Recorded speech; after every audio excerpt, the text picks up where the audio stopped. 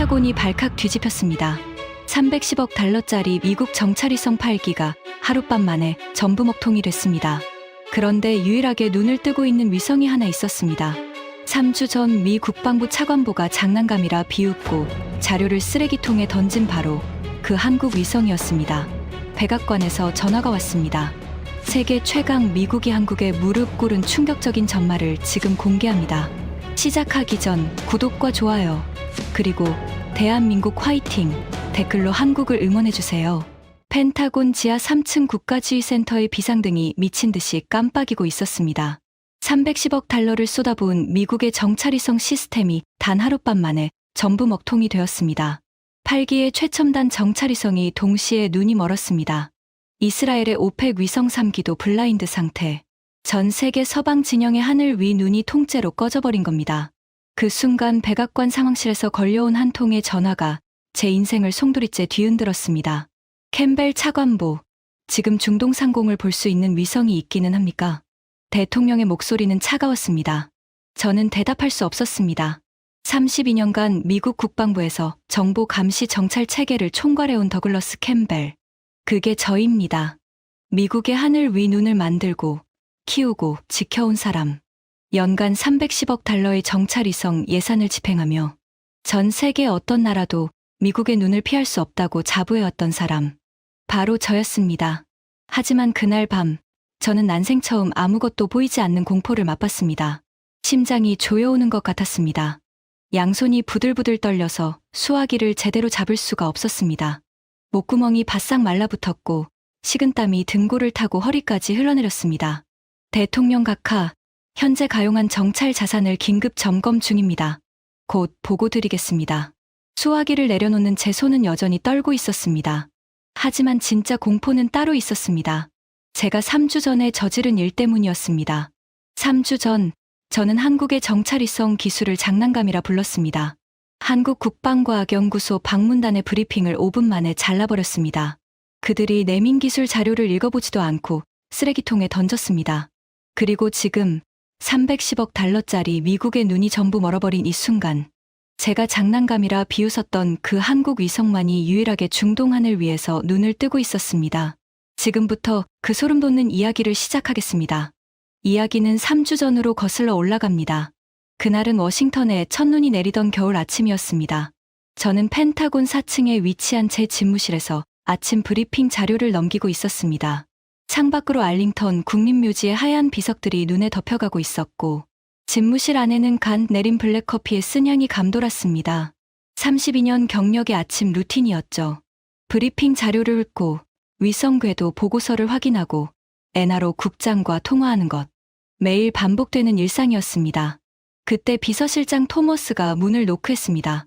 차관보님, 오늘 오전 10시에 한국 국방과학연구소 방문단이 도착합니다. 위성기술 교류 프레젠테이션이 예정되어 있습니다. 저는 커피잔을 내려놓으며 미간을 찌푸렸습니다. 한국, 무슨 위성기술? 지난달 한미 국방장관 회담에서 합의된 건입니다. 한국 측이 자국의 신형 정찰위성 기술을 소개하겠다고 했고 장관님께서 예우 차원에서 수용하셨습니다. 저는 속으로 코웃음을 쳤습니다. 예우 차원. 그 말이 전부를 설명하고 있었습니다. 진짜 중요한 기술이었다면 예우가 아니라 전략적 필요로 만남이 잡혔을 겁니다. 한국의 위성 기술이라 솔직히 제 머릿속에 한국 위성이 차지하는 비중은 거의 제로에 가까웠습니다. 미국이 가진 정찰위성 자산의 규모를 아십니까? KH-11 계열 광학위성만 해도 해상도가 10cm급입니다. 지상에 놓인 신문의 헤드라인을 우주에서 읽을 수 있는 수준이죠. 여기에 레이더 위성, 전자정보 수집 위성, 적외선 감시 위성까지 합치면 미국은 상시 30기 이상의 정찰위성을 궤도에 띄우고 있습니다. 연간 예산만 310억 달러, 한화로 약 43조 원입니다. 반면 한국은 어땠습니까? 공식적으로 해상도 50cm급 위성을 몇 기 운용하는 수준이었습니다. 우리 눈에는 구글 지도에서 위성 사진 보는 것과 크게 다를 바 없었죠. 체급 자체가 달랐습니다. 프로 복서와 동네 체육관 아마추어를 같은 링에 세우는 격이었습니다. 그래서 저는 아무런 기대 없이 10시 회의에 들어갔습니다. 아니, 솔직히 말하면 기대가 없는 정도가 아니라 짜증이 났습니다. 이란 핵 문제로 중동 정세가 급박하게 돌아가는 판에 한국 위성 구경이라니 시간 낭비라는 생각뿐이었습니다. 펜타곤 4층 특별 브리핑실은 30명이 앉을 수 있는 중형 회의실이었습니다. 정면에 대형 스크린이 걸려 있고 각국 국기가 양쪽 벽면에 도열해 있었습니다. 미국 측에서는 저를 포함해 엔하로 국장 빅터 모리슨, 우주사령부 연락장교, 국방정보국 분석관 등 12명이 자리를 잡았습니다. 한국 측은 7명이었습니다. 수석연구원을 필두로 위성개발팀 엔지니어들이 단정한 양복 차림으로 들어왔습니다. 그들의 손에는 빈틈없이 정리된 프레젠테이션 자료가 들려 있었습니다. 눈빛이 진지했고 걸음걸이에 자신감이 묻어났습니다. 하지만 저는 그런 것에 관심이 없었습니다. 형식적인 악수가 오갔습니다. 한국 측 수석연구원이 제 손을 잡았을 때 그의 손바닥에서 느껴진 두꺼운 굳은 살이 인상적이기는 했습니다. 연구실에서 직접 장비를 만지는 사람 특유의 손이었죠. 하지만 저는 그런 디테일을 일부러 무시했습니다. 프레젠테이션이 시작되었습니다. 한국 측 수석연구원이 스크린 앞에 섰습니다. 오늘 소개드릴 것은 저희 차세대 다목적 정찰위성 시스템입니다. 기존 광학 촬영에 더해 합성개구 레이더, 다중대역 동시 운용, 그리고 위성 탑재형 엣지, 컴퓨팅 기능을 통합한 새로운 플랫폼입니다. 스크린에 위성의 3D 모델링이 떴습니다. 작았습니다. 미국의 KH-11이 버스만한 크기인데 비해 한국 위성은 승용차 절반 정도 크기밖에 안 돼 보였습니다. 제 옆에 앉은 빅터 모리슨이 저한테만 들리도록 속삭였습니다. 저거 크기 좀 봐. 우리 위성 태양 전지판 한 짝보다 작은데 저걸로 뭘 찍겠다는 건지. 저는 입꼬리를 올리며 고개를 끄덕였습니다. 빅터의 말이 맞았습니다. 위성의 세계에서는 크기가 곧 능력이었습니다. 렌즈가 클수록 해상도가 올라가고 태양 전지판이 클수록 전력이 넉넉하고 연료 탱크가 클수록 오래 버팁니다. 물리학의 기본 법칙이었죠. 한국 수석연구원이 다음 슬라이드로 넘겼습니다. 저희 시스템의 핵심은 크기가 아닙니다. 두뇌입니다. 위성 내부에 탑재된 고성능 AI 프로세서가 촬영과 동시에 실시간 분석을 수행합니다. 기존 위성이 사진을 찍어 지상으로 보내고 지상에서 수일간 분석하는 방식이라면 저희 위성은 촬영 즉시 결과물을 도출합니다. 지상으로 전송하는 것은 원본 데이터가 아니라 분석이 완료된 최종 보고서입니다. 흥미로운 주장이었습니다. 하지만 저는 들을 마음이 없었습니다. 이미 결론을 내린 상태였으니까요. 5분이 지나자 저는 손을 들었습니다. 잠깐 여기서 멈추겠습니다. 회의실이 조용해졌습니다. 한국 측 수석연구원이 슬라이드 리모컨을 든 채 저를 바라봤습니다. 감사합니다. 인상적인 프레젠테이션입니다. 저는 일어서면서 말했습니다. 목소리는 정중했지만 제 눈빛은 전혀 그렇지 않았다는 걸 스스로도 알고 있었습니다. 하지만 솔직히 말씀드리겠습니다. 위성 정찰의 세계에서 가장 중요한 것은 해상도입니다. 여러분의 위성은 공식적으로 몇 센티미터급입니까? 한국 수석연구원이 잠시 침묵한 뒤 대답했습니다. 현재 운용 중인 시스템은 50cm급입니다. 하지만 차세대 시스템은 15cm급까지 확보했고 레이더 모드에서는 해상도만으로 판단할 수 없는 차원의 정보를 제공합니다. 15cm. 저는 코웃음을 쳤습니다. 이번에는 숨기지도 않았습니다. 15cm. 우리는 10cm입니다. 그리고 차세대는 5cm 이하를 목표로 하고 있죠. 여기 계신 분들 중에 저 숫자의 차이가 뭘 의미하는지 모르는 분은 안 계시겠지만 설명드리자면 이건 약간 더 잘 찍힌다 수준이 아닙니다. 완전히 다른 세계입니다. 한국 수석연구원의 표정이 굳어졌습니다. 하지만 그는 차분하게 말을 이었습니다.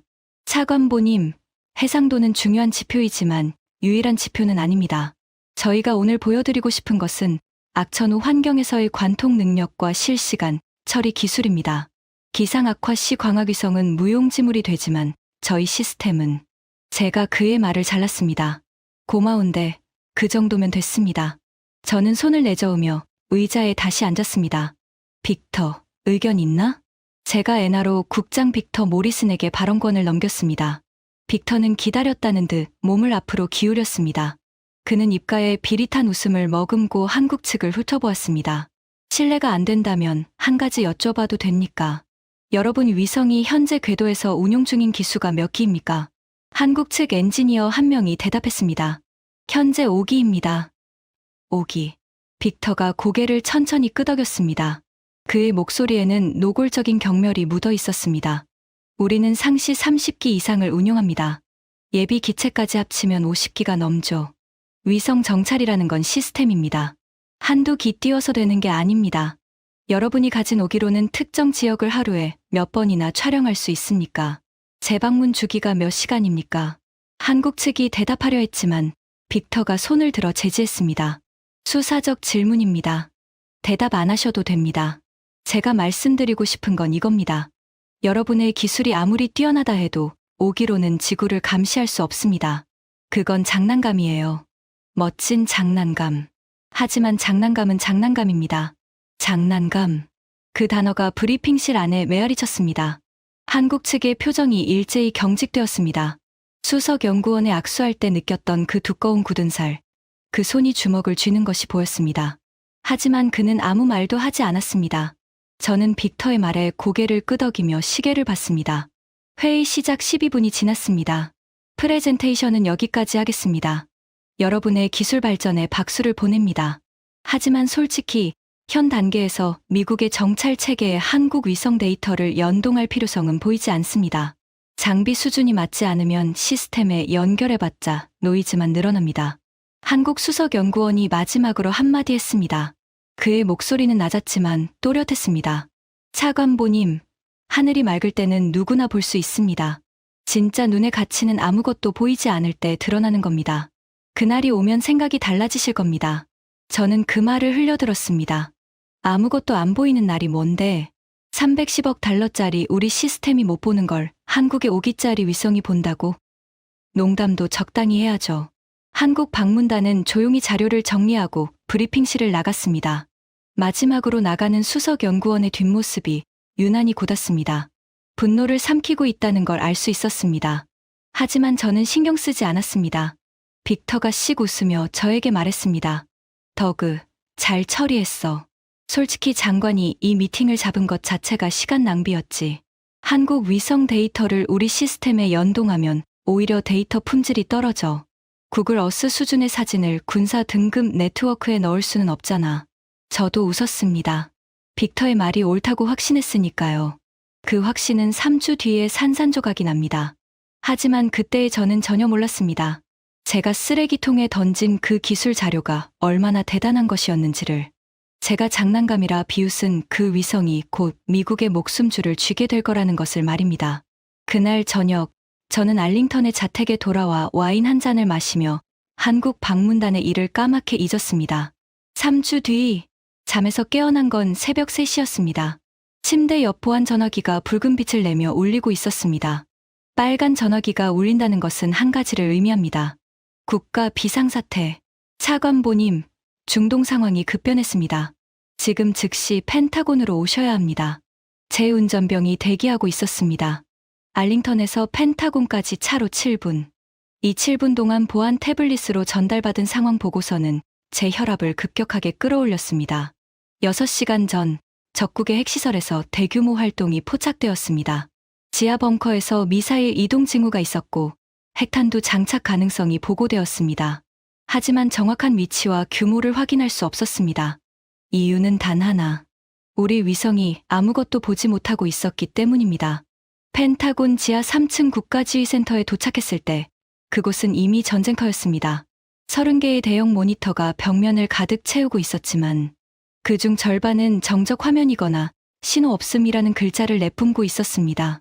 형광등 불빛 아래 50여 명의 분석관과 장교들의 얼굴은 하나같이 창백했고 키보드를 두드리는 소리와 다급한 통화 소리가 뒤섞여 있었습니다.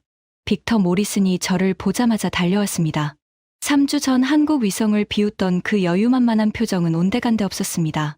넥타이가 풀어져 있었고 눈 밑에는 푸른 그림자가 내려앉아 있었습니다. 더그, 최악이야. KH-11 3기가 전자전 공격으로 센서가 포화됐어. 적국이 러시아제 크라스와 전자전 장비를 가동했는데 우리 위성 주파수를 정확히 겨냥하고 있어. 이건 우리 주파수 정보가 유출됐다는 뜻이야. 나머지 위성은? 그게 문제야.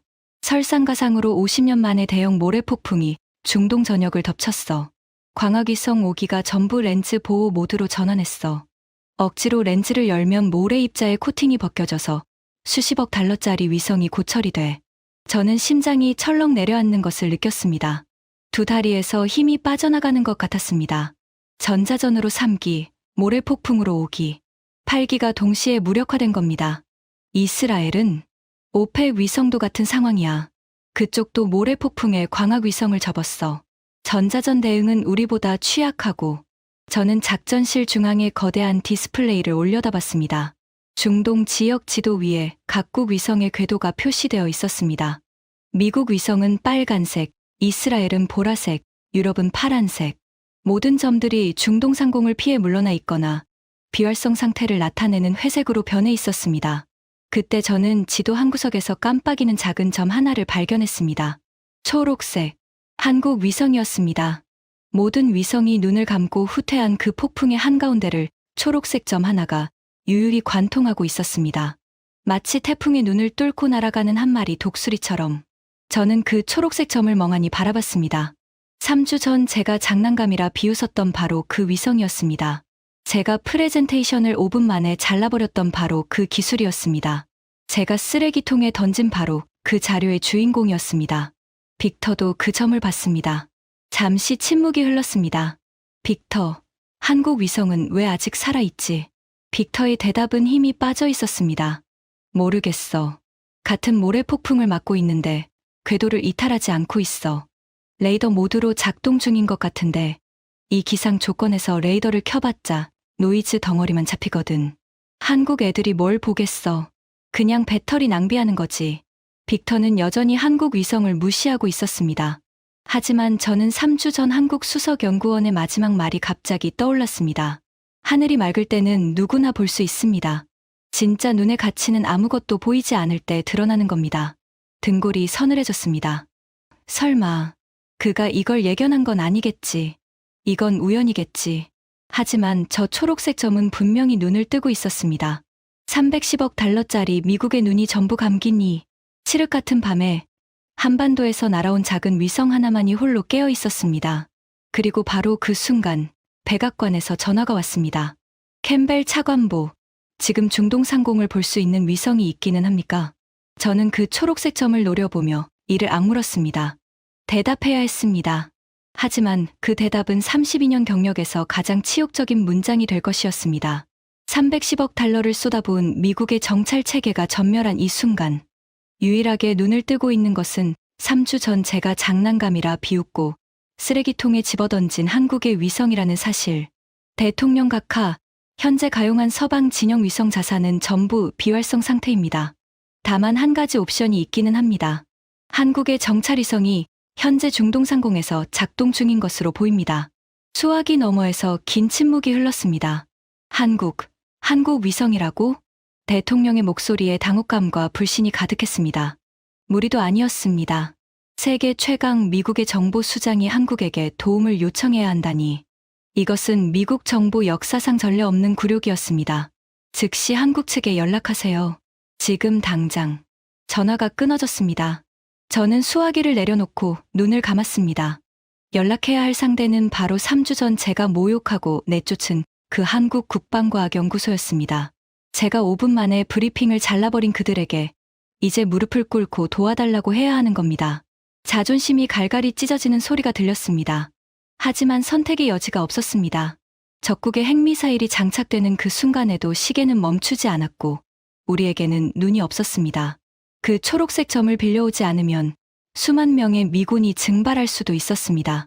저는 떨리는 손으로 보안 회선의 다이얼을 돌렸습니다. 신호음이 울릴 때마다 심장이 쿵쿵 울렸습니다. 3주 전 제가 던진 모욕의 무게가 수화기를 잡은 손에 고스란히 실려 있었습니다. 한국 국방과학연구소로 연결해주세요. 긴급입니다. 그 전화 한 통이 제 인생에서 가장 수치스러운 순간의 시작이었습니다. 하지만 동시에 그것은 대한민국이라는 나라의 진짜 힘을 깨닫게 되는 가장 위대한 여정의 첫걸음이기도 했습니다. 한국 국방과학연구소와의 보안회선이 연결되기까지 4분이 걸렸습니다. 그 4분이 4시간처럼 느껴졌습니다. 국가지휘센터의 형광등 불빛이 유난히 차갑게 느껴졌고 주변의 모든 소리가 수중에서 듣는 것처럼 멀어졌습니다. 제 귓속에는 오직 심장이 쿵쿵거리는 소리만 울렸습니다. 수화기 너머로 한국어가 들려왔고 곧 통역관의 목소리가 이어졌습니다. 대전 항공우주연구원 위성운용센터입니다. 용건을 말씀해 주십시오. 저는 침을 삼켰습니다. 목이 막혀서 첫 마디가 나오지 않았습니다. 32년간 전 세계 정보기관에 명령을 내리고 동맹국의 정보를 하사하듯 내려주던 제가 3주 전 장난감이라 비웃은 상대에게 도와달라는 말을 해야 하는 겁니다. 미 국방부 차관보 더글러스 캠벨입니다. 한국 측의 정찰위성 운용 책임자와 긴급 통화를 요청합니다. 잠시 기다려 주십시오. 1분이 지났습니다. 2분이 지났습니다. 빅터 모리슨이 제 옆에 서서 초조하게 손톱을 물어뜯고 있었습니다. 작전실 중앙 스크린에는 적국의 핵시설 추정 지역이 붉은 원으로 표시되어 있었지만 그 안에 무엇이 있는지는 아무도 알 수 없었습니다. 우리의 눈이 감겨 있었으니까요. 마침내 수화기 너머로 차분한 목소리가 들려왔습니다. 한국어 억양이 섞인 영어였지만 발음은 또렷했습니다. 캠벨 차관보님, 오랜만입니다. 3주 전 펜타곤에서 뵈었죠. 심장이 쿵 내려앉았습니다. 3주 전 제가 브리핑을 5분 만에 잘라버렸던 바로 그 수석연구원이었습니다. 제가 장난감이라는 말을 퍼부었을 때 주먹을 꽉 쥐고 조용히 돌아서던 바로 그 사람. 목소리에서 감정을 읽을 수 없었습니다. 분노인지, 조소인지, 아니면 그저 사무적인 것인지. 그 무표정한 차분함이 오히려 제 가슴을 더 깊이 찔렀습니다. 박사님, 현재 중동 상황을 아시리라 생각합니다. 미국의 정찰 자산이 전부 비활성화된 상태입니다. 한국 측의 위성 지원이 필요합니다. 제가 쏟아낸 문장은 건조했지만 그 한마디 한마디가 면도날로 제 자존심을 베어내는 것 같았습니다. 수화기를 잡은 손에 힘이 너무 들어가서 손가락 마디가 하얗게 질렸습니다. 수화기 너머에서 3초간 침묵이 흘렀습니다. 3초, 고작 3초였지만 그 침묵 속에서 저는 3주 전 제가 던진 모든 모욕의 무게를 느꼈습니다. 차관보님, 3주 전에 저희 프레젠테이션을 5분 만에 중단시키셨죠. 저희 기술 자료를 받아보시기는 하셨습니까? 제 얼굴이 화끈거렸습니다. 형광등 아래서도 빨개진 게 느껴졌습니다. 옆에 선 빅터가 제 얼굴을 보고 시선을 돌렸습니다. 기술 자료를 읽었냐고. 읽기는커녕 쓰레기통에 집어던졌습니다. 하지만 그 말을 할 수는 없었습니다. 솔직히 말씀드리겠습니다. 읽지 못했습니다. 그리고 그날 제 태도에 대해 사과드립니다. 지금은 시간이 없습니다. 수만 명의 생명이 걸려 있습니다. 다시 침묵이 흘렀습니다. 이번에는 5초. 그 5초 동안 작전실의 시계 초침 소리가 귀를 때리는 것처럼 크게 들렸습니다. 벽면 모니터에서 적국의 핵시설 추정 구역을 나타내는 붉은 원이 마치 심장처럼 규칙적으로 깜빡이고 있었습니다. 그 깜빡임이 마치 카운트다운처럼 느껴졌습니다. 차관보님, 저희도 상황을 주시하고 있었습니다. 한 가지 확인하겠습니다. 이번에 저희가 제공하는 데이터는 보조 자료가 아니라 주력 자료로 활용되는 겁니까? 3주 전처럼 구글 어스 수준이라고 치부하시지는 않으실 겁니까? 그 질문은 전곡을 찔렀습니다. 3주 전 빅터 모리슨이 한국 위성을 구글 어스 수준이라고 비웃었던 것을 그들은 정확히 기억하고 있었습니다. 저는 이를 악물었습니다. 자존심 따위는 접어야 할 순간이었습니다. 주력 자료로 활용하겠습니다. 미국 정부가 공식적으로 요청하는 겁니다. 잠시 후 한국 수석연구원의 목소리가 다시 울렸습니다. 이번에는 미세하게 온기가 실려 있었습니다. 알겠습니다. 지금 이 순간에도 저희 위성은 중동 상공을 주시하고 있습니다. 30분 뒤에 첫 번째 데이터 패키지를 보내드리겠습니다. 하지만 차관보님, 한 가지만 말씀드리겠습니다. 뭡니까? 데이터를 받으시면 놀라실 겁니다. 하지만 이번에는 5분 만에 끊지 마십시오. 끝까지 보셔야 합니다. 전화가 끊어졌습니다. 제 손에는 아직도 수화기의 진동이 남아있는 것 같았습니다. 빅터가 조심스럽게 물었습니다. 뭐래? 30분 뒤에 데이터를 보내준단다. 빅터가 코웃음을 쳤습니다. 이 모래 폭풍 속에서 보내봤자 흐릿한 노이즈 덩어리겠지. 참고 자료 정도는 될 수도 있겠지만 하지만 저는 빅터처럼 웃을 수가 없었습니다. 한국 수석연구원의 마지막 말이 뇌리에 박혀 있었습니다. 놀라실 겁니다. 그의 목소리에 담긴 그 자신감. 그것은 허세가 아니었습니다. 모욕을 당하고도 분노하지 않고 도와달라는 요청에 복수하지 않고 오히려 담담하게 데이터를 보내주겠다는 그 여유. 그 여유의 근거가 무엇인지 궁금해지기 시작했습니다. 30분. 그 시간 동안 저는 자리에 앉아 커피도 마시지 못했습니다. 모니터 구석에서 초록색으로 빛나는 한국 위성의 궤적만 노려보고 있었습니다. 그 작은 점은 여전히 모래 폭풍 한가운데를 유유히 관통하며 궤도를 유지하고 있었습니다. 미국의 위성들이 전부 꼬리를 말고 도망친 그 지옥 같은 하늘을 말입니다. 정확히 28분 뒤 보안 통신망을 통해 한국에서 데이터 패키지가 도착했습니다. 용량은 53MB. 제 옆에 앉은 수석 분석관 레이첼 파커가 화면을 보자마자 눈살을 찌푸렸습니다. 53MB. 위성 원본 영상치고는 너무 작은데요. 고해상도 사진 한 장이면 보통 수기가는 되거든요. 이건 뭐 파워포인트 파일 하나 수준인데. 하지만 저는 3주 전 한국 수석연구원이 프레젠테이션에서 했던 말이 갑자기 떠올랐습니다. 위성 내부에서 AI가 실시간 분석을 수행한다. 지상으로 전송하는 것은 원본 데이터가 아니라 분석이 완료된 최종 보고서다. 그때는 흘려들었던 말이었지만 지금 53MB라는 숫자를 보자 등줄기를 타고 전류가 흐르는 것 같았습니다. 잠깐, 레이첼. 이건 원본 사진이 아니야. 위성이 직접 분석해서 보낸 결과물이야. 네? 위성 안에서 분석을 했다고요? 그게 가능합니까? 레이첼의 눈이 휘둥그레졌습니다. 무리도 아니었습니다. 위성이라는 극한 환경에서 방사선과 극단적 온도 변화를 견디며 고도의 AI 연산을 수행한다는 것은 당시 미국에서조차 연구 단계에 있던 기술이었습니다. 우리 NASA와 NRO가 공동으로 5년째 개발 중이었지만 아직 프로토타입조차 완성하지 못한 기술이었습니다. 그런데 한국이 그걸 이미 실전 배치했다는 겁니까? 열어봐. 레이첼이 파일을 열었습니다. 복호화 과정을 거치자 화면에 이미지가 떠올랐습니다. 그 순간 작전실 안의 공기가 얼어붙었습니다. 맙소사. 레이첼의 입에서 저도 모르게 탄성이 터져 나왔습니다. 저도 의자에서 벌떡 일어났습니다. 빅터 모리슨이 제 등 뒤에서 모니터를 들여다보다가 안경을 벗었다 쓰기를 반복했습니다. 화면에 떠오른 것은 흐릿한 노이즈 덩어리가 아니었습니다. 세상에 모래 폭풍 한가운데서 찍었다는 것이 믿기지 않을 만큼 선명한 영상이 거기 있었습니다. 그런데 일반적인 사진이 아니었습니다. 7가지 색깔의 등고선이 동심원을 그리며 퍼져나가는 입체적인 지형도였습니다. 지표면부터 지하 42m까지 마치 뼛속까지 드러낸 CT 촬영. 사진처럼 땅속에 구조물이 층층이 벗겨져 있었습니다. 이건 어떻게 찍은 겁니까? 레이첼이 데이터 헤더를 분석하기 시작했습니다. 손가락이 키보드 위를 미친 듯이 날아다녔습니다. 30초 뒤 그녀가 고개를 들었을 때 얼굴에는 경악과 경외가 뒤섞여 있었습니다. 차관보님, 한국 위성이 다중대역 SAR을 동시에 운용했습니다. X밴드와 L밴드를 동시에 쏘면서 모래 입자의 난반사 패턴을 실시간으로 계산해서 노이즈를 제거한 겁니다. 이건 우리 NRO 기술연구소에서 이론적으로만 검토하던 기술입니다. 논문조차 아직 안 나온 기술이에요. 그런데 한국은 이걸 실전에서 쓰고 있습니다. 저는 다리에 힘이 풀려 의자에 주저앉았습니다. 빅터 모리슨도 말을 잃었습니다.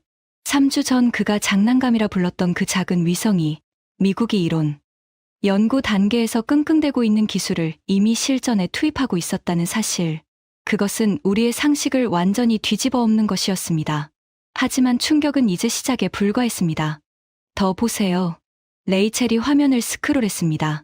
등고선 지도 아래에는 한국 위성의 AI가 작성한 분석 보고서가 첨부되어 있었습니다.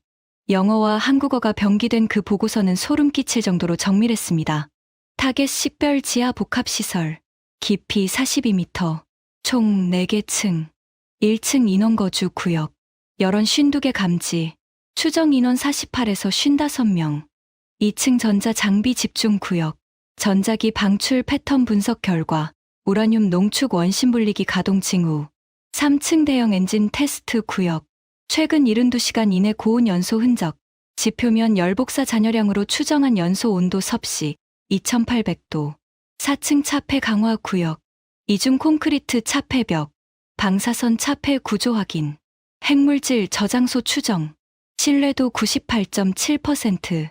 저는 보고서를 읽는 동안 손이 떨려서 마우스를 제대로 잡을 수가 없었습니다. 이건 단순한 위성 사진이 아니었습니다. 이것은 완벽한 작전 보고서였습니다. 우리 엔하로 분석관 200명이 3일 밤을 새워도 만들기 힘든 수준의 보고서를 한국 위성 하나가 궤도를 도는 몇 분 안에 완성해서 보내온 겁니다. 잠깐, 이 데이터 아래에 뭔가 더 있어요. 레이첼이 스크롤을 더 내렸습니다.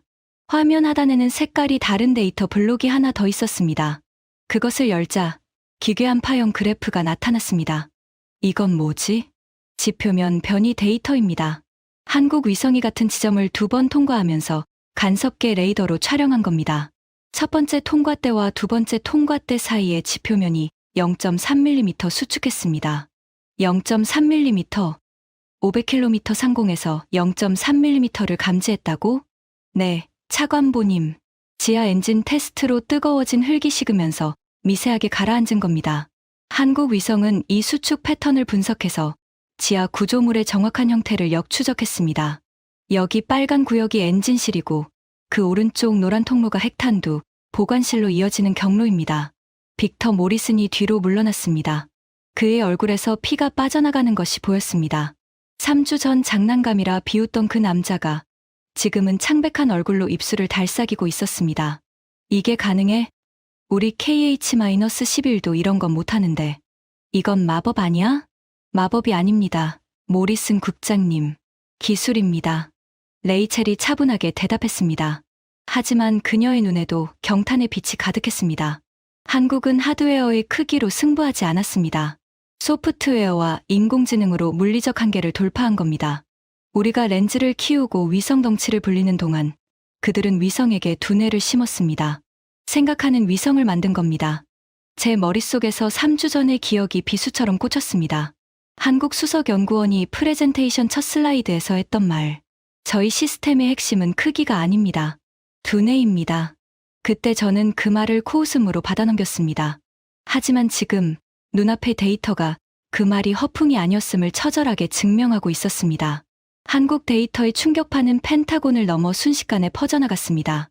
첫 번째 데이터 패키지가 도착한 지 2시간 만에 제 앞에는 전 세계 정보기관에서 걸려온 통화 요청이 14건이나 쌓여 있었습니다.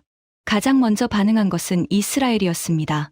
모사드 기술정보국장 아비골란이 긴급 보안 회선으로 연락해왔습니다. 그의 목소리는 평소의 느긋함이 완전히 사라진 상태였습니다. 캠벨, 한국이 보내온 데이터를 공유받았다. 우리 분석팀이 검증했는데 결과가 경악스럽다. 우리 오펙 위성이 15년간 추적하면서 윤곽조차 잡지 못한 시설의 내부 구조가 4개 층까지 완벽하게 드러나 있다. 이건 어떻게 가능한 건가? 저도 같은 질문을 하고 있는 중입니다. 이봐, 우리 이스라엘과 한국 사이에 정보 공유 협정을 체결하고 싶다. 즉시, 가격은 상관없어. 한국 위성 데이터에 대한 우선 접근권만 확보할 수 있다면 무엇이든 제공하겠다. 이스라엘이 무엇이든이라는 단어를 꺼낸 것은 제가 32년 경력에서 처음 본 일이었습니다. 이스라엘은 정보 세계에서 절대로 먼저 머리를 숙이지 않는 나라입니다. 미국에게조차 대등한 거래를 고집하는 그들이 한국에게 먼저 손을 내밀고 있었습니다. 두 번째 충격은 영국에서 왔습니다. GCHQ 소속 위성 분석관이 비공식 채널로 연락해왔습니다. 캠벨, 파이브 아이즈 회의를 소집해야 합니다. 한국 위성 데이터를 분석한 결과 우리의 기술 평가가 완전히 잘못되어 있었습니다. 한국의 SAR 기술은 현재 서방 진영 어디에도 없는 수준입니다. 영국 기술로는 최소 8년은 뒤처져 있습니다. 8년. 그 숫자가 제 머릿속에서 맴돌았습니다. 하지만 진짜 쇼크는 세 번째였습니다. CIA 동아시아 담당 부서에서 입수한 중국 측 동향 보고서가 올라왔습니다. 중국 인민해방군 전략지원부대 산하 우주감시팀이 한국 위성의 이번 활동을 실시간으로 추적하고 있었던 겁니다. CIA가 중국 내부 소스를 통해 입수한 극비 보고서의 결론은 충격적이었습니다. 한국의 위성 탑재 AI 기술과 다중 대역 레이더, 동시 운용 기술은 중국이 최소 7년 이상 뒤처져 있는 것으로 판단됨. 특히 엣지 컴퓨팅 칩의 우주 환경, 내구성은 중국의 현재 기술로는 복제 불가. 한국 반도체 기술의 군사적 전용이 예상보다 훨씬 진전되어 있음. 긴급 대응 방안 마련 필요. 중국이 긴급 대응이라는 단어를 쓰고 있었습니다. 세계 2위 군사 대국이 한국의 위성 기술에 긴급 대응이 필요하다고 판단한 겁니다. 저는 보고서를 읽으며 온몸에 소름이 돋는 것을 느꼈습니다. 3주 전 제가 장난감이라 비웃었던 나라. 빅터 모리슨이 구글 어스 수준이라고 조롱했던 나라. 그 나라의 기술이 미국, 이스라엘, 영국, 중국을 동시에 경악시키고 있었습니다. 도대체 한국이라는 나라는 보이지 않는 곳에서 무슨 짓을 하고 있었던 걸까요? 그때 레이첼 파커가 급히 달려왔습니다. 그녀의 얼굴은 상기되어 있었고 태블릿을 들고 있는 손이 미세하게 떨리고 있었습니다. 차관보님, 한국에서 두 번째 데이터 패키지가 왔습니다. 이번 거는 첫 번째보다 더 심각합니다. 뭔데? 한국 위성이 적국의 전자전 장비를 역이용했습니다. 챕터 7 어둠 속의 체스. 두 번째 데이터 패키지를 여는 순간 작전실 안의 모든 시선이 중앙 스크린으로 쏠렸습니다. 적국은 러시아제 크라스와 전자전 장비를 풀 가동하여 모든 위성의 레이더 신호를 방해하고 있었습니다. 우리 KH-11 레이더 위성이 이 전자전 공격의 속수무책으로 당한 이유이기도 했습니다. 강력한 전파 장막이 기지 상공을 뒤덮어서 어떤 레이더 신호를 쏘아도 노이즈에 묻혀 쓸모없는 데이터만 돌아왔습니다. 그런데 한국 위성은 이 상황을 완전히 다른 각도로 접근했습니다. 레이첼의 설명을 듣는 동안 제 입이 점점 벌어졌습니다. 한국 위성은 적국의 방해 전파를 회피하지 않았습니다. 오히려 그 전파를 자기 것처럼 이용했습니다. 적이 쏘아올린 강력한 전자기파가 지하 구조물에 맞고 굴절되는 패턴을 역으로 수집해서 구조물의 형태를 더욱 정밀하게 읽어낸 겁니다. 안개 속에서 적이 손전등을 켰을 때 그 빛을 피해 숨는 게 아니라 오히려 그 빛에 비친 적의 그림자로 적의 위치를 알아내는 것과 같은 원리입니다. 적이 방해하면 할수록 오히려 더 잘 보인다는 건가? 맞습니다. 적의 크라스화가 강력하게 전파를 쏘면 쏠수록 한국 위성의 AI는 그 전파가 지하 구조물에 부딪혀 만들어내는 미세한 굴절 패턴을 더 많이 수집할 수 있었습니다. 적은 자기 손으로 자기 집의 설계도를 한국에 넘겨준 격이 된 겁니다. 빅터 모리슨이 벽에 등을 기대며 천장을 올려다봤습니다.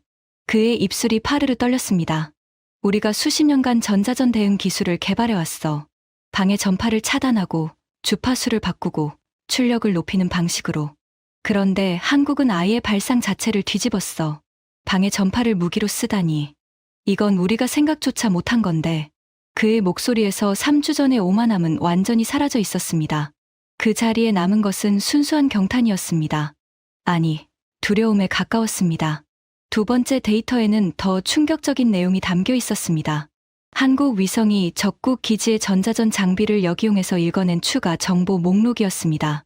미사일 이동 경로 지하 4층에서 수직 갱도까지 이동용 레일 시스템 확인. 탄두 장착 후 발사까지 예상 소요 시간 4시간 30분.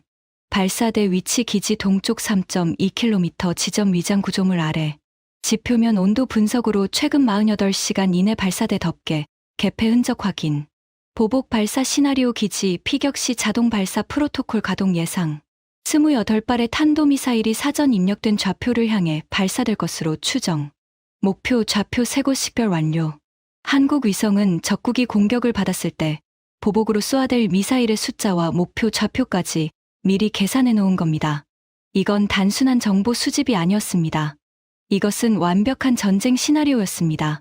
한국은 미국에게 칼을 건네면서 동시에 그 칼을 쓸 때 일어날 모든 반작용까지 계산해서 넘겨준 것이었습니다. 레이첼, 이 데이터의 신뢰도는? 한국 측이 자체 교차 검증을 거쳤습니다. 두 번의 궤도 통과 데이터를 간섭계 방식으로 비교했고 전자전 역이용 데이터와 SAR 데이터를 삼각 검증했습니다. 종합 신뢰도 97.3%입니다. 97.3. 우리 엔화로 분석의 평균 신뢰도가 보통 85에서 90% 사이입니다. 한국의 위성 하나가 우리 시스템 전체보다 높은 신뢰도의 데이터를 내놓고 있었습니다. 이쯤 되자 저는 분노도 수치심도 느끼지 않았습니다. 그저 전율만이 등골을 타고 흘렀습니다. 한국이라는 나라가 무서웠습니다. 떠들지 않았습니다. 자랑하지 않았습니다. 3주 전 모욕을 당하고도 복수하지 않았습니다. 그저 조용히 기술을 갈고 닦아서 세계가 가장 절박한 순간에 완벽한 답을 내놓았습니다. 그 침묵 속의 자신감이, 그 겸손한 칼날이 어떤 핵무기보다 무서웠습니다. 데이터가 도착한 지 4시간 뒤 백악관 상황실에서 긴급 NSC 회의가 소집되었습니다. 저는 펜타곤에서 차량으로 15분 거리인 백악관까지 이동하는 동안 차 안에서 한국이 보내온 데이터를 세 번째 다시 훑었습니다. 볼 때마다 새로운 디테일이 보였습니다. 한국의 AI가 작성한 보고서는 마치 살아있는 문서처럼 읽을 때마다 더 깊은 층을 드러냈습니다. 백악관 지하 상황실은 이미 팽팽한 긴장감으로 가득 차 있었습니다. 대통령을 중심으로 국무장관, 국방장관, 합참의장, CIA 국장, NSA 국장이 원탁에 앉아 있었습니다. 벽면의 대형 스크린에는 한국이 보내온 무지개색 등고선 지도가 떠 있었습니다. 방 안의 공기는 무겁고 건조했고 누군가 타놓은 커피의 쓴 향이 코끝을 찔렀습니다. 캠벨 차관보, 상황을 브리핑하세요. 대통령의 명령에 저는 일어섰습니다. 다리가 미세하게 떨렸지만 목소리만큼은 단단하게 유지하려 했습니다. 대통령 각하, 현재 미국의 정찰위성 8기가 전자전 공격과 기상 악화로 비활성 상태입니다. 이스라엘 위성 3기도 동일한 상황입니다. 서방 진영의 하늘, 위 눈이 전부 감긴 상태에서 현재 유일하게 중동 상공에서 작동 중인 정찰 자산은 대한민국의 위성입니다. 잠깐. 합참의장 월터 그레이 장군이 손을 들었습니다.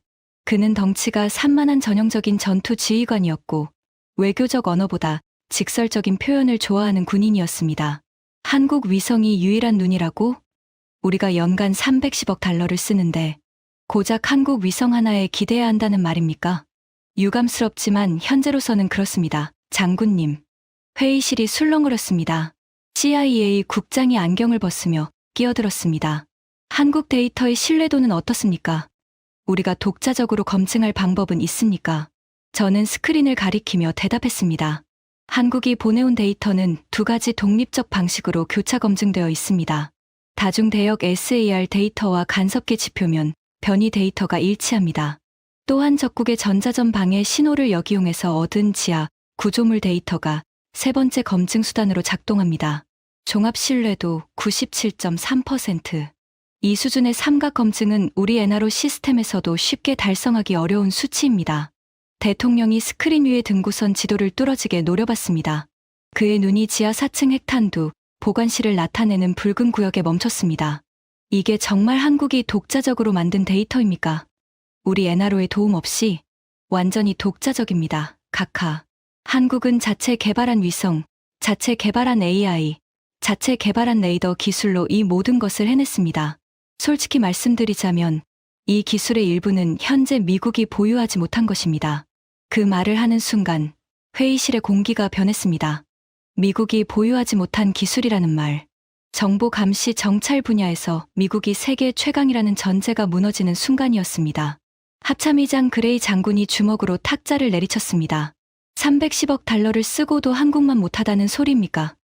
도대체 그 예산이 어디로 간 겁니까? 장군님, 예산의 문제가 아닙니다. 접근 방식의 차이입니다. 우리는 위성을 크게, 렌즈를 크게, 시스템을 크게 만드는 데 집중했습니다. 하드웨어의 힘으로 밀어붙이는 전략이었죠. 하지만 한국은 완전히 다른 길을 갔습니다. 위성 크기는 우리의 5분의 1이지만 그 안에 인간의 두뇌에 해당하는 인공지능을 심었습니다. 하드웨어의 한계를 소프트웨어로 돌파한 겁니다. 그리고 그 소프트웨어의 근간은 한국이 세계 최고인 반도체 기술입니다. 대통령이 잠시 눈을 감았습니다. 회의실에 무거운 침묵이 내려앉았습니다. 벽시계의 초침 소리가 유난히 크게 들렸습니다. 30초가 지났을까 대통령이 눈을 뜨고 결단을 내렸습니다. 캠벨 차관보, 한국 데이터를 기반으로 타격 작전을 수립하세요. 한국 위성의 실시간 좌표를 폭격기 유도 시스템에 직접 연동합니다. 그리고 한국 대통령에게 직접 전화하겠습니다. 이 정보를 공유해준 것에 대한 감사와 함께 향후 한국 위성 데이터를 미국의 최우선 정보 자산으로 격상하겠다고 전하겠습니다. 제가 대통령에게 질문했습니다. 각하, 타격 후 적국의 보복 미사일에 대한 방어 계획은 어떻게 하시겠습니까? 한국 위성이 파악한 바로는 28발의 탄도미사일이 발사될 것으로 예상됩니다. 대통령이 고개를 돌려 국방장관을 바라봤습니다. 국방장관이 태블릿을 들어보였습니다. 각하, 현재 중동 미군 기지에는 패트리어트 방어 체계가 배치되어 있습니다. 하지만 28발을 동시에 상대하기에는 포대 숫자가 부족합니다. 다만 아랍에미리트 알다프라 기지에 동맹국이 배치한 추가 요격 체계가 있습니다. 어떤 체계입니까? 대한민국의 천공 미사일 방어 시스템입니다. 회의실이 다시 한번 술렁거렸습니다. 하늘의 눈도 한국, 지상의 방패도 한국. 세계 최강 미국의 안보가 한국의 기술 두 가지에 달려 있다는 현실이 눈앞에 펼쳐진 겁니다. 합참의장이 탁자 위에 팔을 내려놓으며 한숨을 쉬었습니다. 한국이 눈이 되고 한국이 방패가 된다. 이건 우리가 상상도 못한 시나리오야. 대통령이 자리에서 일어났습니다. 더 이상 머뭇거릴 시간이 없습니다. 작전명을 정하세요. 한국 위성이 제공하는 실시간 좌표로 정밀 타격을 감행하고 보복 미사일은 천궁 체계가 막습니다. 이 작전의 성패는 한국 기술의 정확도에 달려 있습니다. 실행하세요. 작전명 오로라 선라이즈. 대통령이 상황실을 나간 뒤 저는 자리에 주저앉아 한참 동안 움직이지 못했습니다. 벽면 스크린에는 여전히 한국 위성이 보내온 무지개색 등고선 지도가 떠 있었습니다. 그 지도의 구석에 작은 글씨로 적힌 문구가 눈에 들어왔습니다. 한국항공우주연구원 대전 위성운용센터 제공. 대전. 한국의 작은 도시. 그곳의 연구실에서 밤을 새운 엔지니어들이 만든 위성 하나가 이 순간 세계의 운명을 좌우하고 있었습니다. 310억 달러가 실패한 일을 그 대전이라는 곳의 연구원들이 해낸 겁니다. 눈시울이 뜨거워졌습니다. 분함인지 부러움인지 경외인지 알 수 없는 감정이 뒤섞여 가슴 한가운데를 짓눌렀습니다. 하지만 감상에 빠질 시간이 없었습니다. 이제 실전이었습니다. 한국의 눈이 찾아낸 적의 급소를 향해 미국의 칼이 날아가야 했고 그 뒤에 쏟아질 죽음의 비를 한국의 방패가 막아내야 했습니다. 인류의 운명이 한반도에서 시작된 두 가지 기술에 걸려 있었습니다. 저는 떨리는 손으로 보안 전화기를 들었습니다. 엔하로 작전실 연결해 주세요. 그리고 한국 측과의 실시간 데이터 링크를 지금 즉시 개통합니다. 시계를 보니 새벽 5시 47분이었습니다. 워싱턴의 하늘은 아직 어두웠지만 중동 상공 500km에서는 한국의 초록색 눈이 여전히 잠들지 않고 세상을 내려다보고 있었습니다. 그 눈이 찍어낸 좌표 위로 미국의 B-2 스텔스 폭격기가 이미 항로를 잡고 있었습니다. 세계에서 가장 정밀한 눈과 세계에서 가장 강력한 주먹의 조합. 그 조합의 핵심이 한국이라는 사실이 이 밤의 가장 놀라운 반전이었습니다. B-2 스텔스 폭격기 편대가 목표 상공에 진입한 것은 중동 현지 시각 새벽 4시 12분이었습니다. 펜타곤 국가지휘센터의 대형 스크린에는 폭격기의 항로가 실시간으로 표시되고 있었고 그 옆에는 한국 위성이 초 단위로 업데이트하는 목표 지역의 열감지 데이터가 동시에 흘러가고 있었습니다. 한국 위성이 보내온 타격 좌표는 소름이 끼칠 정도로 구체적이었습니다. 단순히 여기를 때려라가 아니었습니다. 지하 42m 아래 3층 엔진실의 북동쪽 모서리 0.3mm 지표면 수축이 가장 크게 관측된 지점 콘크리트 차폐벽의 구조적 취약점이 집중된 반경 2.4m 이내 그곳을 정확히 관통하면 연쇄 폭발이 핵탄두 보관실의 차폐벽까지 무너뜨린다는 시뮬레이션 결과까지 첨부되어 있었습니다. 저는 50여 명의 분석관과 장교들이 가득 찬 작전실 한가운데 서서 스크린을 올려다봤습니다. 손에는 대통령으로부터 전달받은 최종 타격 승인서가 들려 있었습니다. 타격 개시. 제 명령과 동시에 B-2 폭격기의 폭탄창이 열렸습니다. GBU-57 벙커버스터. 무게 14,000kg짜리 지하관통탄 두 발이 사막을 향해 낙하하기 시작했습니다. 한국 위성이 실시간으로 좌표를 수정하며 폭탄의 낙하 궤적을 보정하고 있었습니다. 바람 속도, 기압 변화, 모래폭풍으로 인한 공기, 밀도 차이까지 계산해서 0.1초 단위로 미세한 궤적 조정 데이터를 쏘아보냈습니다. 500km 상공의 위성이 지상의 폭탄에게 길을 알려주고 있었습니다. 전례 없는 한미연합 타격이었습니다. 착탄까지 15초. 레이첼 파커가 카운트를 시작했습니다. 작전실 전체가 숨을 멈췄습니다. 50명이 넘는 사람들이 동시에 숨을 죽이자 에어컨 바람 소리와 서버의 윙거리는 소음만이 공간을 채웠습니다. 10초. 9.8점. 제 양손이 주먹을 쥐고 있었습니다. 손톱이 손바닥에 박히는 통증이 느껴졌지만 풀 수가 없었습니다. 착탄. 스크린 위의 열감지 데이터가 순간적으로 하얗게 폭발했습니다. 지진 감지 센서가 리히터 규모 3.8의 진동을 포착했습니다. 한국 위성은 착탄 순간에도 눈을 감지 않았습니다. 폭발의 열기가 사그라지기도 전에 SAR 레이더를 가동하여 지하 구조물의 파괴 정도를 실시간으로 분석하기 시작했습니다. 3초 뒤 한국 측에서 즉각 보고가 왔습니다. 1차 관통탄 목표 직격, 지하 3층 엔진실 관통 확인, 2차 관통탄 지하 4층 차폐벽 붕괴, 핵탄두 보관 구역 연쇄 폭발 진행 중, 5차 0.8m, 5차 0.8m, 500km 상공의 위성이 제공한 좌표로 투하한 폭탄이 수십 미터의 지하를 관통하고도 목표물에서 겨우 0.8m 벗어났다는 뜻입니다. 한국 위성이 찍어낸 좌표의 정확도가 그만큼 완벽했다는 증거였습니다. 작전실에서 환호가 터져나오려는 순간 레이첼이 비명에 가까운 목소리로 외쳤습니다. 보복 발사 감지.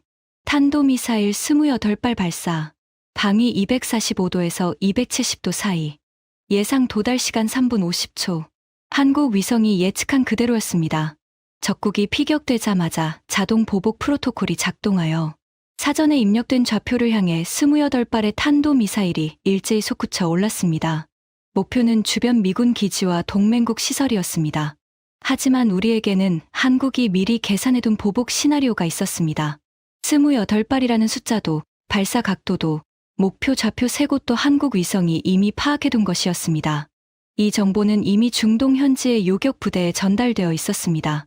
아랍에미리트 알다프라 기지, 그곳에 배치된 한국산 천궁 미사일 방어 시스템이 가동을 시작했습니다.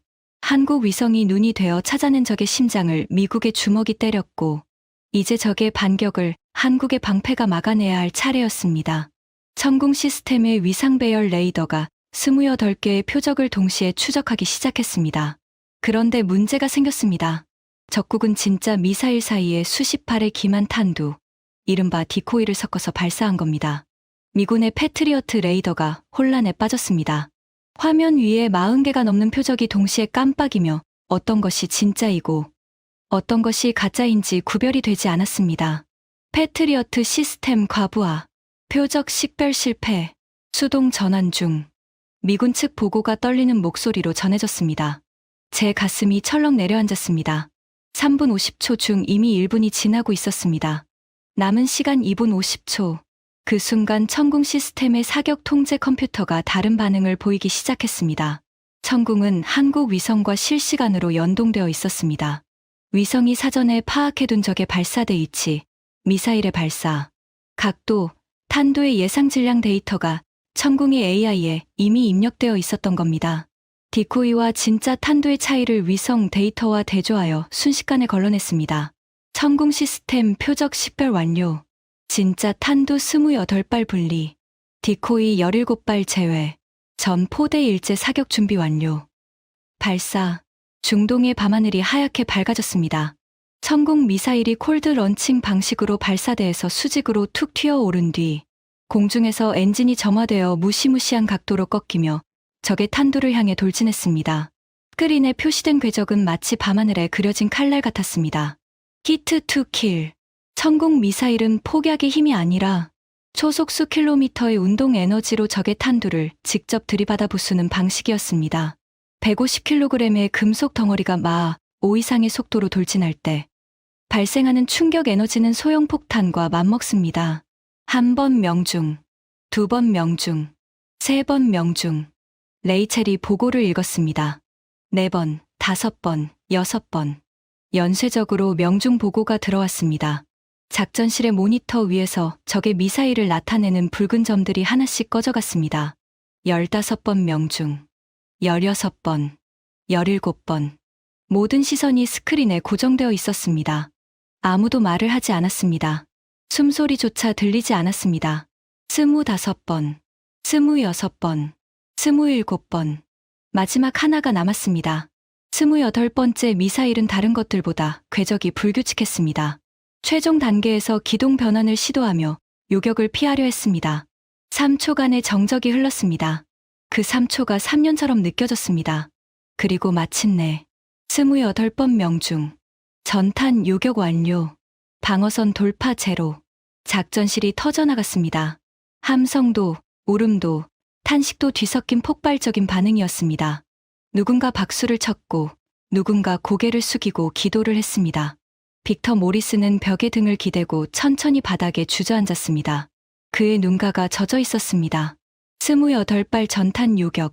미국의 패트리어트가 표적 식별조차 못한 상황에서 한국의 천궁이 단독으로 해낸 겁니다. 하늘에서는 한국의 눈이 적의 모든 것을 낱낱이 읽었고, 지상에서는 한국의 방패가 죽음의 비를 완벽하게 막아냈습니다. 눈과 방패, 두 가지 모두 한국이었습니다. 작전이 종료된 뒤, 저는 한참 동안 텅 빈 회의 테이블 앞에 앉아 있었습니다. 워싱턴의 하늘에는 여명이 밝아오고 있었지만 제 마음속에는 아직 폭풍이 몰아치고 있었습니다.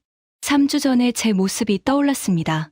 한국 수석연구원의 프레젠테이션을 5분 만에 잘라버리던 제 얼굴, 장난감이라는 단어를 아무렇지도 않게 내뱉던 제 입, 기술 자료를 읽지도 않고 쓰레기통에 던지던 제 손, 그 하나하나가 지금은 비수가 되어 가슴을 찔렀습니다. 그날 오후, 저는 대통령의 지시로 한국 측과 화상회의를 진행했습니다. 화면 너머에는 3주 전 제가 모욕했던 그 수석연구원이 앉아 있었습니다. 그의 표정은 여전히 차분했습니다. 승리의 기쁨도, 복수의 쾌감도 보이지 않았습니다. 그저 담담했습니다. 그 담담함이 오히려 제 가슴을 더 깊이 파고들었습니다. 박사님, 저는 사과드려야 합니다. 제 목소리가 갈라졌습니다. 32년간 미국 국방부에서 일하면서 타국에 사과한 적은 한 번도 없었습니다. 하지만 이것은 하지 않을 수 없는 사과였습니다. 3주 전 제가 여러분의 기술을 장난감이라 불렀습니다. 프레젠테이션을 잘라버렸습니다. 기술 자료를 읽지도 않았습니다. 그것은 무지에서 비롯된 오만이었습니다. 지난 24시간 동안 저는 제 32년 경력 중 가장 큰 교훈을 얻었습니다. 한국의 기술이 미국을 구했습니다. 수만 명의 미군과 동맹국 시민의 목숨을 구했습니다. 진심으로 감사드립니다. 그리고 진심으로 사과드립니다. 화면 너머에서 한국 수석연구원이 미소를 지었습니다. 처음 보는 미소였습니다. 따뜻하면서도 단단한, 이긴 자의 여유가 아니라 동료로 인정받은 자의 안도감 같은 미소였습니다. 차관보님, 저희는 사과를 받으려고 기술을 개발한 것이 아닙니다. 다만 한 가지만 기억해 주셨으면 합니다. 크기가 힘이 아닙니다. 생각하는 힘이 진짜 힘입니다. 저희의 위성은 작습니다. 하지만 그 안에 대한민국의 연구원 수천 명의 밤샘과 땀이 들어 있습니다. 하드웨어는 빌릴 수 있지만 그 안에 심는 지능은 빌릴 수 없습니다. 그것이 저희의 진짜 무기입니다. 그 말에 저는 고개를 숙였습니다. 회의가 끝난 뒤 소식이 속속 들어왔습니다. 이스라엘이 한국과 정보 공유 협정을 공식 제안했습니다. 영국이 파이브 아이즈에 한국을 옵저버로 초대하자는 안건을 상정했습니다. 미상원 군사위원회의 브래들리 의장이 기자회견에서 한국 위성기술 협력 예산을 최우선 배정하겠다고 발표했습니다. 한국 방산 기업들의 주가가 하루 만에 15% 급등했습니다. 세계가 한국을 다시 보기 시작한 겁니다. 하지만 제가 가장 전율한 것은 따로 있었습니다. 한국 외교부 대변인이 외신 기자들의 질문에 대해 남긴 단 한 줄의 답변이었습니다. 확인해 드릴 수 없습니다. 대한민국은 국제 평화와 안보를 위해 최선을 다하고 있을 뿐입니다. 긍정도 부정도 하지 않는 그 차가운 한 문장. 자랑하지 않았습니다. 떠벌리지 않았습니다. 세계를 구해놓고도 묵묵히 고개만 끄덕이는 그 절제된 침묵. 그것이 진짜 강자의 태도였습니다. 만약 그들이 우리가 해냈다고 소리 높여 외쳤다면 오히려 덜 무서웠을 겁니다. 하지만 그들은 아무 말도 하지 않았습니다. 마치 다음에도 필요하면 또 해주겠다는 무언의 약속처럼. 아니, 다음은 당신들 차례일 수도 있다는 조용한 경고처럼. 그날 밤, 저는 집으로 돌아오는 길에 차를 세우고 밤하늘을 올려다봤습니다. 알링턴의 겨울 하늘은 맑았습니다. 수천 개의 별이 총총히 빛나고 있었고 그 별들 사이 어딘가에 한국의 위성이 묵묵히 지구를 돌고 있을 것이었습니다. 눈에 보이지 않는 그 작은 존재가 오늘 밤 수만 명의 생명을 구했습니다. 310억 달러의 거인이 실패한 일을 그 작은 존재가 해냈습니다. 저는 그제야 한국 수석연구원이 3주 전 마지막으로 남긴 말의 진짜 의미를 깨달았습니다. 하늘이 맑을 때는 누구나 볼 수 있습니다. 진짜 눈의 가치는 아무것도 보이지 않을 때 드러나는 겁니다. 그가 옳았습니다. 하늘이 맑을 때 310억 달러의 미국 위성은 화려했습니다. 누구보다 선명하게, 누구보다 넓게 세상을 내려다봤죠. 하지만 폭풍이 몰아치고 적이 눈을 가릴 때 그 거대한 시스템은 무너졌습니다. 반면 한국의 작은 위성은 폭풍 속에서도 눈을 감지 않았습니다. 적의 방해마저 무기로 바꿔버렸습니다. 모래 폭풍이 방패가 아니라 배경 소음이 되게 만들었습니다. 그것은 하드웨어의 크기가 아니라 소프트웨어의 지혜로 이뤄낸 기적이었습니다. 대한민국. 한반도의 작은 땅. 하지만 그 작은 땅에서 시작된 기술이 세계의 질서를 바꾸고 있었습니다. 거대한 덩치로 밀어붙이는 시대는 끝났습니다. 이제는 얼마나 정교하게 생각하는가, 얼마나 깊이 보는가, 보이지 않는 것을 보이게 만드는 지혜를 가졌는가. 그것이 진짜 힘인 시대가 열렸습니다. 그리고 그 시대의 문을 연 것은 대한민국이었습니다. 저는 밤하늘을 향해 조용히 경례를 올렸습니다. 적이었던 적은 없습니다. 하지만 오늘 밤, 저는 32년 군 생활에서 가장 깊은 경의를 표합니다. 대전의 연구실에서 밤을 새우며 이 기적을 만들어낸 한국의 엔지니어들에게, 그들의 손에 박힌 굳은 살에, 그 굳은 살이 만들어낸 잠들지 않는 눈에, 대한민국의 독수리는 지금 이 순간에도 세계의 하늘을 조용히 지키고 있습니다. 그 어떤 폭풍도, 그 어떤 어둠도 감출 수 없는 눈. 그리고 이것은 끝이 아닙니다. 한반도의 눈이 세계의 안보를 주도하는 새로운 시대의 시작일 뿐입니다. 여러분, 500km 상공에서 잡아낸 0.3mm의 지표면 수축, 28발의 죽음의 비를 단 한 발도 놓치지 않은 완벽한 방패. 이것은 영화가 아닙니다. 대한민국이 만들어낸 현실입니다. 반도체나 만드는 나라라고 무시당하던 때가 있었습니다. 하지만 그 반도체 기술이 위성의 두뇌가 되고 미사일의 눈이 되어 세계를 핵전쟁의 벼랑에서 끌어올린 겁니다. 이 이야기가 더 많은 분들에게 알려져야 한다고 생각하시면 지금 바로 공유 버튼을 눌러주십시오. 구독과 좋아요도 잊지 말아주시고요. 가슴이 뜨거워지셨다면 댓글에 딱 2글자만 남겨주십시오. 지금까지 미 국방부 차관보가 경험한 충격적인 이야기였습니다. 대한민국의 기술이 세계를 지키고 있다는 사실, 더 많은 분들이 알 수 있도록 이 이야기를 널리 공유해 주세요. 작은 관심이 큰 자부심을 만듭니다. 구독과 좋아요도 부탁드립니다. 지금까지 감동테라였습니다. 감사합니다.